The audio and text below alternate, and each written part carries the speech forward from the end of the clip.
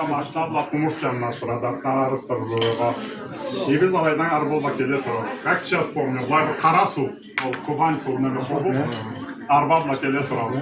Bir жерде endi көрөбүз endi келген саатта. Ал endi мусулман миллет аяк жолго барса аяк тобукланып кеткен эзделер аяктарына bir жан эди.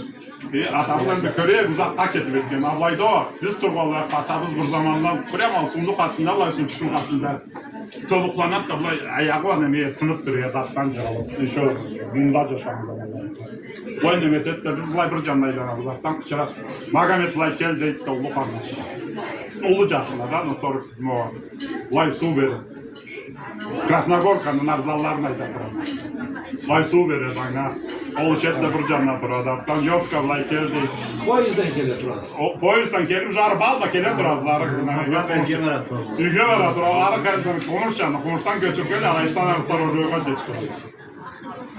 Yoska'da çırı, Salah'a çırı. Ben yolda 4 yılda, 5. yılda, 5 yılda bir 8 ay oldu. 4 yılda bir 8 ay okulu 5 yılda. Ben yine bulay bergen ettim.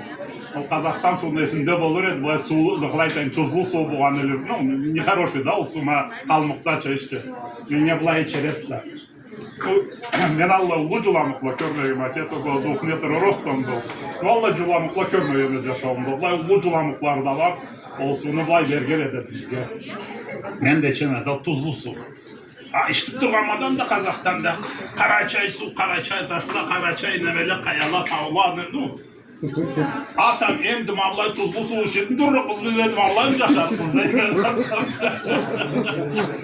Bana yalan olsun da verdim ya koyup da yollu cılamıklar. Ne Allah cılamıklar körmedim yaşar. Allah. Ол насад айтылады. Это возвращение, не возрождение. Ол возвращение мен саби болсам, вот 5 жыл болды, маған осында. Мақсатта уже ненче жыл. Ну, честно айтып 17 жыл болды. Я цифры наоборот ставлю. Мен 17 жыл болғанда, 17 жылына ненче кере Черкескийден келгенсіңдер, Киркере өтмеген Красногорсканы суылғаннан деді. Maşallah, maşallah. Malayda toxtab, dua etib, su da içib, dua etib, malayda inaqda qaltıran etib, malay tutub, tamam.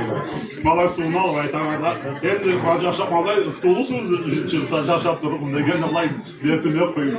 Kesti, malay,